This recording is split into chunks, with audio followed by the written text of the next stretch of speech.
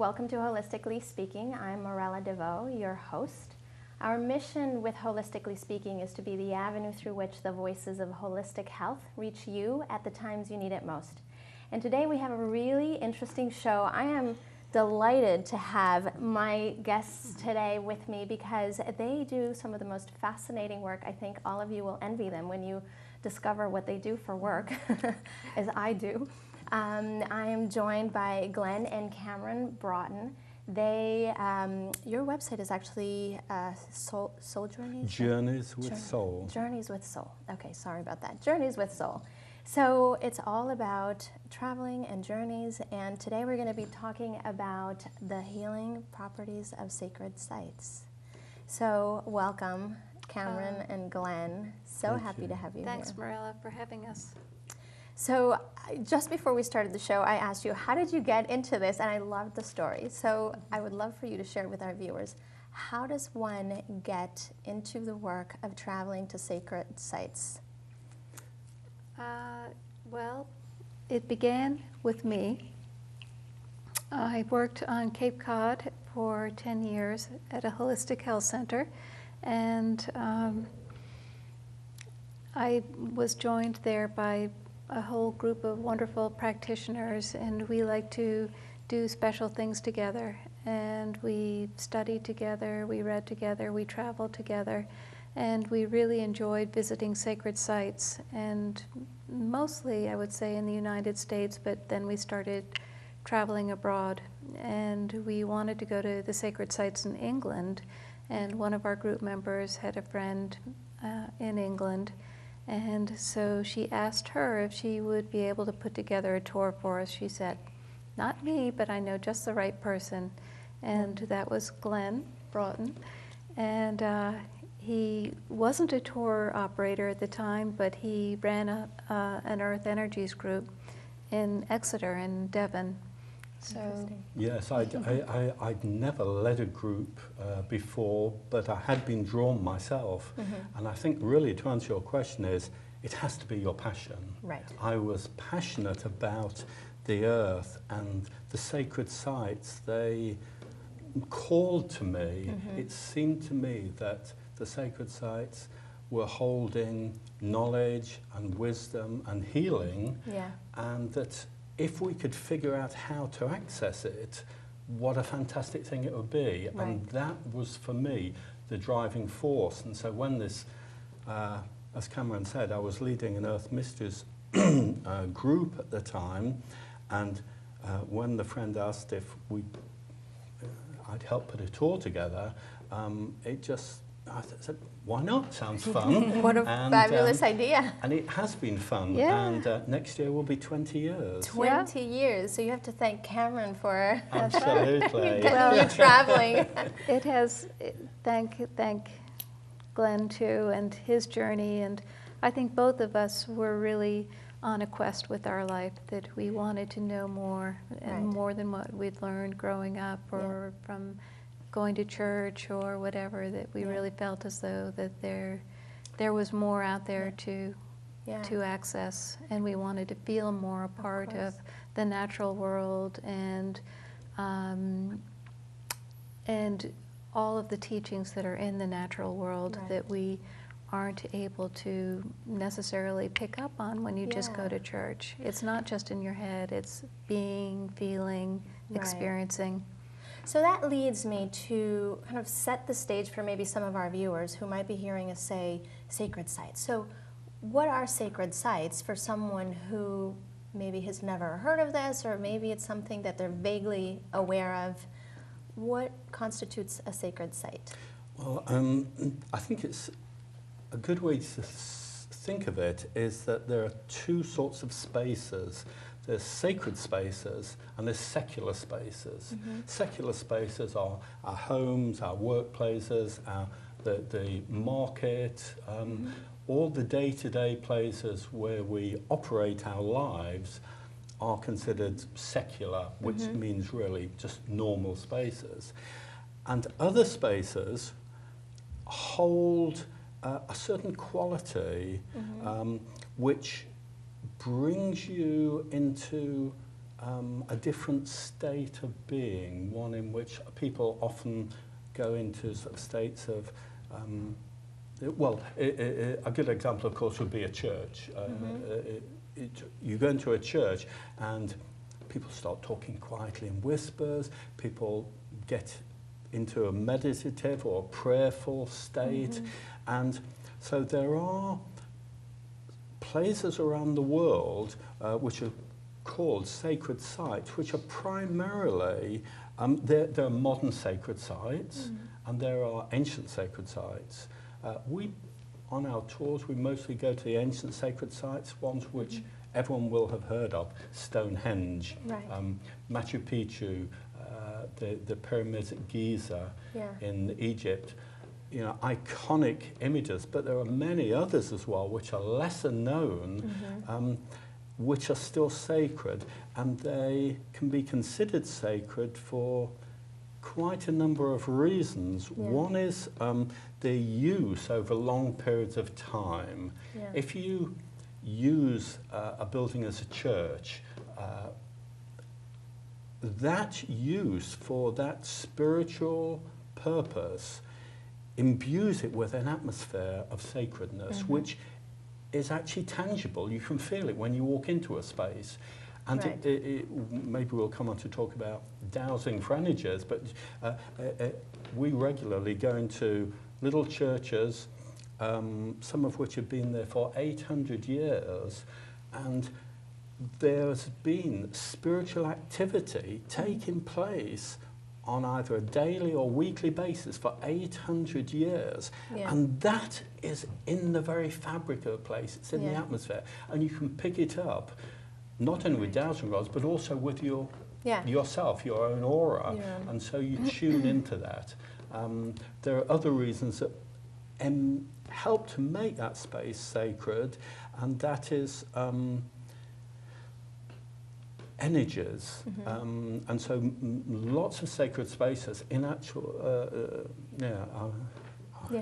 not lots, every sacred space, every sacred site in the world, and I make this claim and I've asked people to challenge it and no one's ever contradicted me, but every sacred space that I know of in the world is sitting above underground water, and that water is energized or potentized with currents of earth energy, which is electromagnetism. So, and I'm guessing that this is leading to the topic that we want to focus on today, because obviously all of the sites that you mentioned that are well known, Stonehenge or Machu Picchu or Nazca or Giza, I mean, they're all fascinating from multiple perspectives, you know, archaeologically or, you know, architecturally, historically, you know, anthropologically, all of these. And yet what we want to talk about today is healing, that these sites also have a potential for facilitating healing. So what happens on these sites then? So the way that I see it is that there is an energy that's present at these places. And it's interesting that Glenn mentioned we go into these little churches that are 700 or 800 years old. Well, mostly these are the newer, younger places that we visit. And they are usually built over what was considered to be sacred by our earlier ancestors. And the ancestors were so aware of nature and how the rhythm of the year went, and they paid attention to the stars, to the heavens, and they wanted to honor that because they wanted to be in rhythm with what happened naturally. And we talk about our bodies when we're having healing with our body, that we come to a state of homeostasis. And homeostasis is our natural ability to become whole, to become healed. And it's our body's ability that it doesn't have anything to do with doctors or anything else. It has to do with the mechanics that we were born with, that our bodies always want to be in a state of balance. And that is true out in nature as well as within us as an individual. And so our ancestors who built these sacred places were aware of that same natural tendency if you were in rhythm with the earth. And so they built their places using the cardinal directions.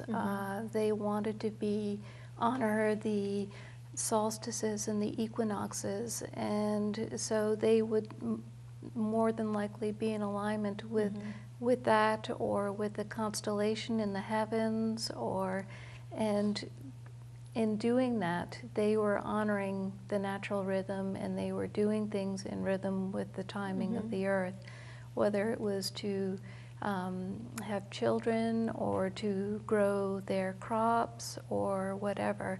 Yeah. And so everything had a spiritual nature to it. Right. Everything that they did depended on being related to the heavens. Right.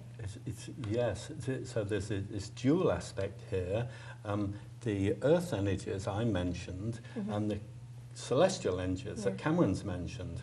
So I always like to use the analogy. If you imagine our ancestors, and for example, Cameron talks about the going back pre-Christian, a lot of the ancient sacred sites are 5,000 or so years old. The pyramids are around about 5,000 years old. Stonehenge is just under that. Yeah. If you imagine our ancestors 5,000 years ago walking along the land, and suddenly they get to a place and they'll go, whoa, this, I can feel something here. Right. This is a hot spot. There's energy coming up, or they're tuned in. And so they would go back there to do their ceremony or to use it for healing. But what happens with the energies in the earth is they can move. They don't all stay in the same place. So they maybe go back the following week and it isn't there anymore. It's over there. And what they learnt to do was, if they could pin it down by putting stones in the ground. So the stones they used... Like a big paperweight. Well, more than a paperweight, more like an acupuncture needle. Yeah, okay.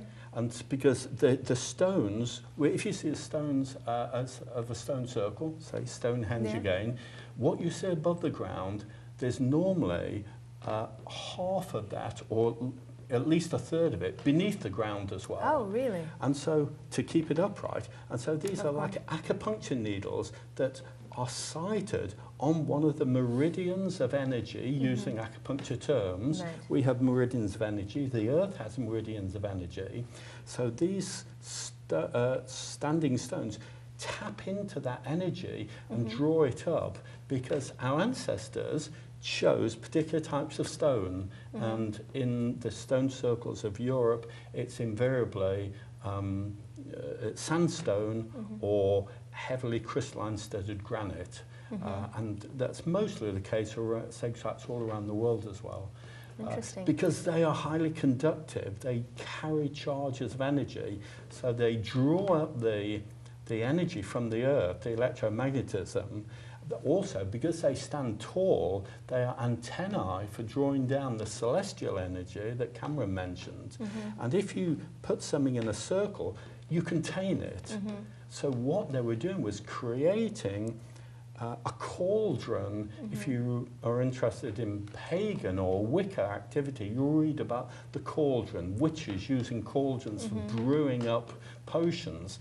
They were doing the same thing. They were brewing up in this space, cauldron of space, an energetic brew. So we always say, actually, you can go to places like Stonehenge. The really important thing actually isn't the stone, it's the space it contains within. And that's where it comes into this question about the healing, because we have an energetic body, our aura. When we walk through those boundary stones into that space, our energy is altered. Right. It has to be, because everything is energy. We're energy, the stones are energy, they're containing potent energy. And so what I hear you say is that these sacred sites are were found and established by people who were in much greater harmony with nature. And from what you were saying, what I get is they were very intentional and very deliberate in terms of the setting up of the space and doing the acupuncture to hold it down, right? So it's like, okay, they were in tune with nature. So it wasn't like, oh, they just built Stonehenge and now here it is magical. They were more like... It was incredibly intentional. And really there are people who have done such great work with seeing how they were built, how many stones were used, what direction, certain aspects of the circle were headed in. And it's mind-boggling how a natural intelligence that they had. So going back to the healing, and as you're saying, Glenn, as you're both saying, that you can feel the shift if you walk into these spaces. What are some of the things that you might notice, or that people, physically or emotionally or mental? Well, usually what we do is we go in with an intent to consciously connect with the energies of the place. And so we will hold a circle, we will go through a meditation, or we'll honor the directions and invite the energies of the place to come forward. And when you create something with an intent, you're creating an invitation to interact, and it's amazing. The energy, I think, actually grows and strengthens when you're there like that. It notices that you're not just a regular tourist who's come to take pictures or say that they've touched a stone at one of these places or something like that. And it is altering. And I think that also the energy there rises and our energy rises with it, because I believe that we are always wanting to be in harmony with the energy that's present wherever we're at. If you go into a room where people are fighting, you can feel a shift in your energy to not feeling so good. When you go into a space that's beautiful and you've created an intention to connect with something in a good way, then that will alter you and it will raise your vibration so that you're in harmony with the space. So what do you notice, again, as you're experiencing this different energy quality or that harmonizing quality that's just been pretty potent in the ground and the earth for millennia, and now it's captured in this cauldron or in this very special space. Do you notice, or have you known of very specific cases of physical conditions improving or healing taking place, or I'm just really curious to see. So what happens other than of all the sacred places, the only place I've been to is Machu Picchu, and of course it's just mind-boggling and inspiring, and it instantaneously, if you don't even think of any of the healing, instantaneously it absolutely has a transformative it's a transformative experience. And I'm wondering if you've seen specific things that are related to the healing aspect of it. Lots. You mentioned Machu Picchu. We were there in October, and the person we were with a group, we were with one particular person when we went to the Temple of the Condor. We were tracking the energy and dowsing the energy, and when we got there, he just burst into tears uncontrollably. A big release happened for him, and we find things like that. We find people. Everyone is different. Some people want to sit down and be quiet and tune in and meditate. We've had people turn cartwheels inside the stone circle, or even crop circles. The crop circles have a similar effect on people. There are reported cases, in particular in the crop circles, of people having healings for specific ailments, physical ailments, and the reason that's more known about is because Lucy Pringle, for example, is a researcher who records, gets people to fill in forms of what's happened to them and then follows up. So there are healings and you know, there are physical healings, but there's also sort of spiritual healings, aren't there? I believe that the healing is in the spirit and in your deeper subconscious levels. And I think that that is part of what happens, what it has to happen for every real physical healing. You know, on some level, we have to go through a spiritual and emotional healing in order to unblock blockages that have occurred from being stuck. Yeah. And when you're at ease, you're not in dis-ease. And that's part of what happens at these places. Yeah, and from a very, you know, kind of concrete perspective, you know, I've had so many different practitioners here, and, you know, one that's coming to mind is, you know, like a Chinese medicine practitioner that might say if the person is under stress, nothing's going to work well. So we can get them to relax and feel more at peace, the body's going to start healing. So if nothing else, if these great sites produce a sense of peace, a sense of quietness, some sort of harmony, then obviously that's going to be something that facilitates healing. So, and I definitely have experienced that it's almost instantaneous. I mean, you don't even necessarily have to go with intent. It just happens at these places anyway. Yeah. And it's quite miraculous. You know, we've brought hundreds of people to sacred sites now for, as Glenn was saying, almost 20 years. And we've seen incredible healings and people really making huge shifts in their lives that have brought them to places of being more physically well. And so, and I'm wondering if somebody watching at home might be thinking, I wonder if this is for me, if this is something I should consider.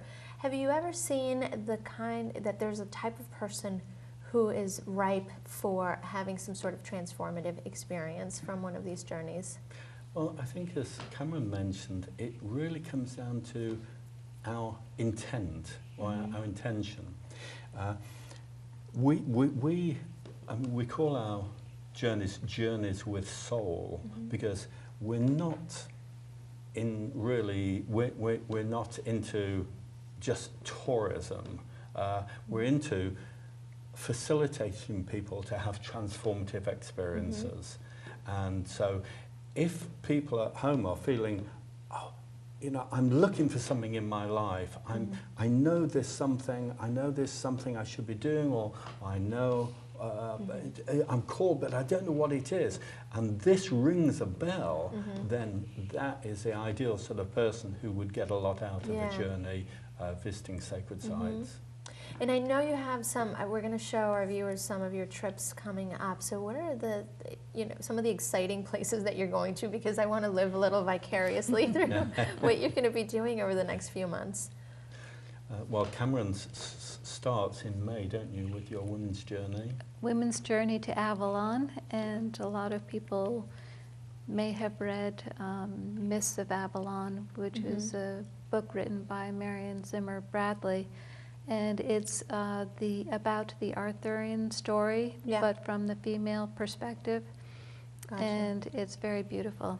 Anyway, so we go to a lot of the sites that are related to the Arthurian legend, and in Cornwall and Somerset, and it's a very wonderful journey with just women, and we go pretty deep and have a lot of fun. And then there are other journeys in England which aren't just for women. We have a Mrs. of England journey. We're going to Scotland. We're also going to Wales. We're going to Ireland. We have a tour which we're real excited about in September, which is to Italy.